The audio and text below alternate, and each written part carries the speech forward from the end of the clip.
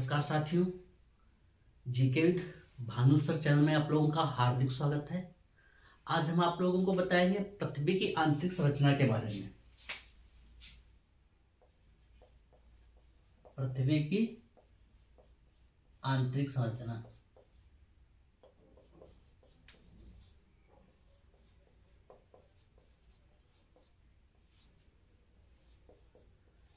Important topic है साथियों, पृथ्वी की आंतरिक संरचना। पृथ्वी आप लोगों को पता है, सब लोगों को, इसका आकार कैसा लंबवत आकृति की है, 23.5 डिग्री पे अपने अक्ष पर झुकी हुई है। अब जब हम अध्ययन करेंगे तो पृथ्वी के इतना पार्ट उठा लेंगे, आप इस पार्ट का अध्ययन करेंगे क्योंकि पृथ्वी गोल है लगभग, तो उसका एक छोटा सा पार्ट लेकर के फिर उसको हम समझाने का प्रयास करेंगे आप लोगों के लिए। तो पृथ्वी की आंतरिक संरचना करने के लिए हम एक फिगर बनाया दे रहे हैं। पृथ्वी को इसको हम 3 भागों में बांटे दे रहे हैं। इसको कहते हैं भूपर्पट्टी, भूपर्पट्टी, और इसको कहते हैं मेंटल, और इसको कहते हैं कोर, क्रोड। इसको इंग्लिश में कहते हैं क्रस्ट, क्योंकि साथियों इंग्लिश का शब्द भी आ जाता है कभी कभार पेपर में, तो जान नहीं पाते, हिंदी का ना देकर के इंग्लिश का भी दे देते हैं। और इसको कहते हैं मेंटल, और इसको कहते हैं कोर। ये आपके हो जाएंगे पृथ्वी की आंतरिक संरचना का अध्ययन करने के लिए। इसको हम 3 भागों में बांट सकते हैं।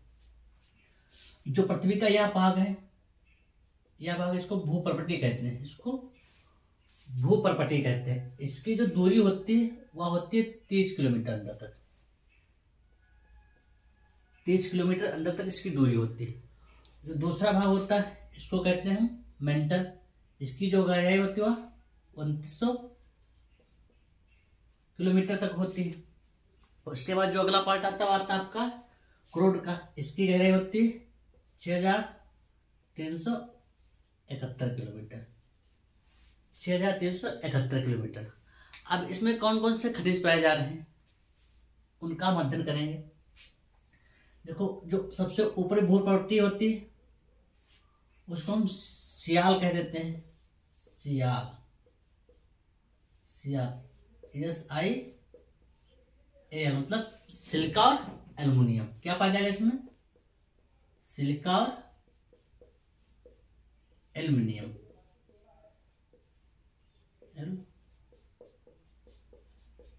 एल्युमिनियम।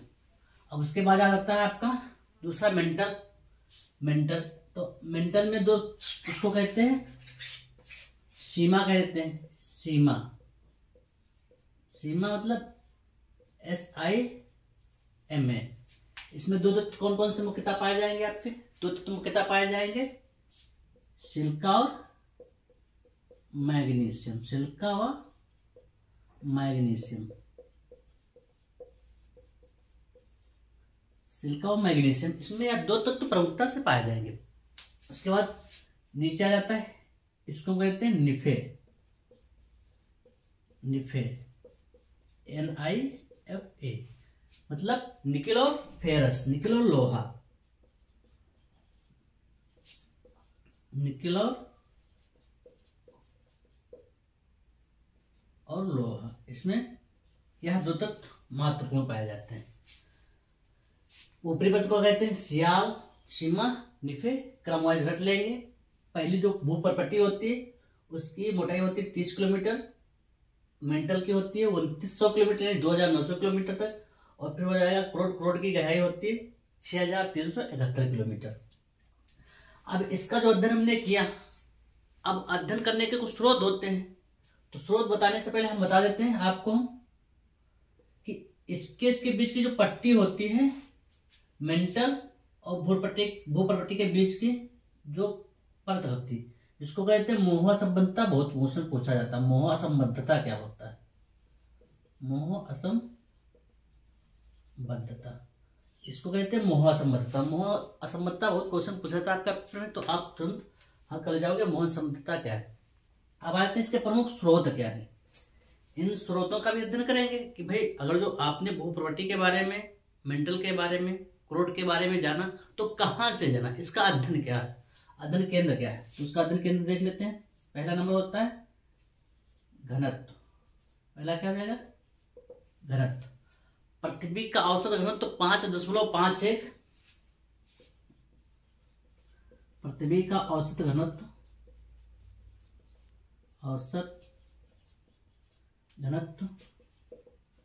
5.51 ग्राम प्रति घन सेंटीमीटर है। ग्राम प्रति घन सेंटीमीटर पृथ्वी का पूरा जो है घनत्व। उसके बाद कर लेते हैं दाब की बात। दाब व तापमान की बात। दाब व तापमान की बात। इतना हमको पता है कि जब हम नीचे बढ़ेंगे दबाव पड़ेगा तो घनत्व बढ़ेगा, घनत्व भी बढ़ेगा, और जब हम अंदर जाएंगे पृथ्वी के तो उसका तापमान बढ़ता जाता है। ठीक है, तो दबाव बढ़ने पे क्या होगा, दबाव बढ़ने पे घनत्व बढ़ता है। दबाव बढ़ने पर घनत्व बढ़ता है। घनत्व, दबाव बढ़ने पर घनत्व बढ़ता है। अब तापमान की बात करते हैं। प्रत्येक 32 मीटर गहराई जाने पर 1 डिग्री सेंटीग्रेड तापमान की वृद्धि होती है। और जब हम पृथ्वी में जाएंगे 32 मीटर, तो प्रत्येक 32 मीटर पे 1 डिग्री सेंटीग्रेड तापमान की वृद्धि होगी। तापमान की 1 डिग्री सेंटीग्रेड तापमान की वृद्धि होगी। पृथ्वी के नीचे अगर जो हम जाएंगे कितना, 32 मीटर, मगर हमेशा नीचे तक, यहां तक नहीं रहेगा, 1 करोड़ तक नहीं रहेगा। फिर अगर हम 100 किलोमीटर तक जाएंगे तो इसका फिर घट जाएगा मान। फिर 100 किलोमीटर जब अंदर जाएंगे तो प्रत्येक 1 किलोमीटर पर 12 डिग्री सेंटीग्रेड की वृद्धि होगी। प्रत्येक 1 किलोमीटर। यहाँ पे हमने क्या देखा, 32 मीटर पे 1 डिग्री सेंटीग्रेड की वृद्धि होती है। जब हम 100 किलोमीटर अंदर जाएंगे तो प्रत्येक 1 किलोमीटर पे 12 डिग्री सेंटीग्रेड तापमान की वृद्धि होगी। और फिर उसके आगे जब हम जाएंगे 300 किलोमीटर के अंदर, 300 किलोमीटर के अंदर तब जाएंगे तो प्रत्येक 1 किलोमीटर पर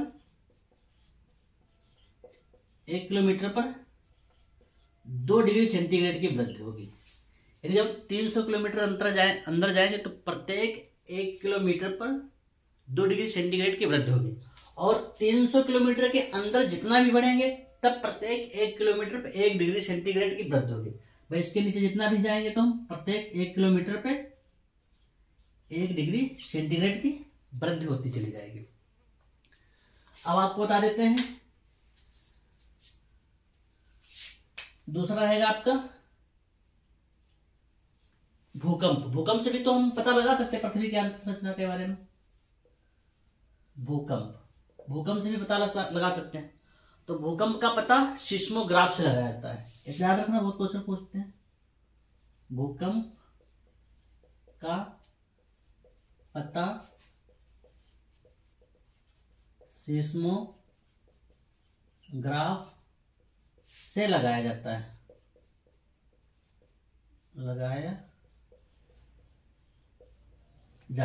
भूकंप का पता तो सिस्मोग्राफ से लगाया जाता है, मगर उसकी तीव्रता क्या है, तीव्रता का मापक है रिएक्टर स्केल। दोनों में अंतर है। भूकंप की तीव्रता का मापक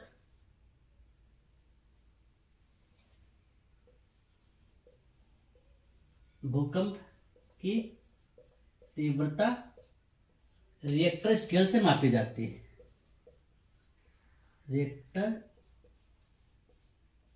स्केल से मापी जाती है। तो भूकंपीय तरंगों से भी हम पृथ्वी की आंतरिक संरचना के बारे में ज्ञात कर सके हैं।